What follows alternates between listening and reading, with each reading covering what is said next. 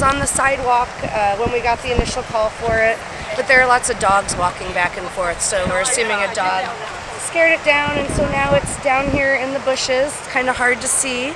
So we've already spoken to our director, and she's given us permission to go ahead and rescue the animal. It's a very, very thin sea lion pup. It's also a really tiny sea lion pup. So we are going to rescue it, and then we'll take it up to our center, and it'll get an exam and all the medical care that it needs.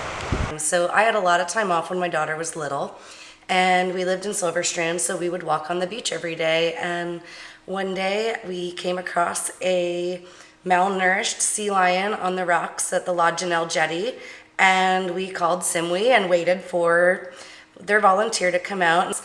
And so when we met the gal that came out, I talked to her, and then I had a conversation with the director / founder of CIMWI. I ended up volunteering as many days a week as I could fit into my schedule. Loved doing the rehab shifts, loved going out and looking at the stranded animals on the beach and rescuing them when they needed to be rescued, and it just kind of snowballed from there.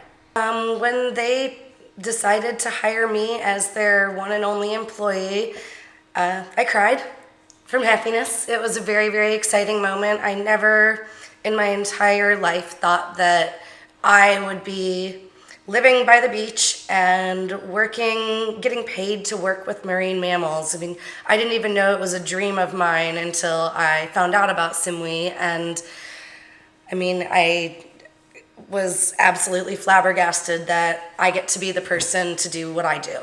So this is another day at the CIMWI rehab facility, and we are just here getting started in the morning. We've got some people pulling fish in the fish kitchen right now, and we've got Ken right here. He's prepping our records for us. Records are a really big part of what we do, and they take a really, really long time, but because we're doing medicine here, we have to make sure all of our records are done well and are tight. So in a few minutes, everybody else should be getting in. We had a couple of rescues yesterday that came up this morning, and we are going to be getting their intakes done sooner rather than later. We'll get some pens cleaned and treat any animals that look like they might need some treatments today, and then we'll get everybody fed and finish up the shift, basically. I know it sounds like it's just a little bit of work, but that's actually probably 6 or 7 hours right there, spoken in a few brief moments. We have a couple new patients, so we're going to do what we call an animal intake, which consists of giving them whatever medications we determine that they need. They're going to get some fluids with dextrose in it, which is going to bring up their total sugar level for their body, because a lot of the times they're hypoglycemic. They're going to get a full body exam. We listen to the lungs. We're going to take some basic measurements. We got a weight on the animal already. And then we're going to make the marks on its head, and we're also going to shave its sign number into its side so we can identify it throughout rehabilitation. This was pretty good and quick. The animal didn't have any health issues that were really apparent right now and needed to be addressed immediately.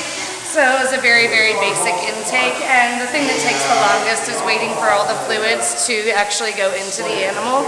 But then as soon as he's done, he can go in the pen and meet all his new friends in pen 4. We talked earlier about our patients all having their own individual medication regimen prescribed by our veterinarian. And then we take whatever size of fish that they're eating, and we figure out how to make the pills somehow stay in the fish so that when we give the animal the fish, they're going to eat the medication too.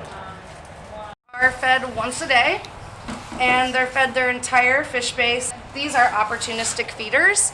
So in the wild, if they find fish, they will eat and eat and eat and eat until they're super full. And then they may not eat for another day or two. So we found actually that we've had really good success getting them to eat more fish if we feed it all in one feeding. And our goal with the sea lions is to get lots of calories on board, get them fat, so that they can go home, because the quicker they go home, the better it is for them.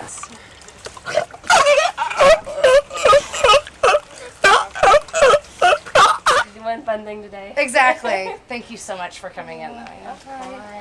Good to see you. Thank you a million. I'm gonna get my car keys and get out of here. Awesome.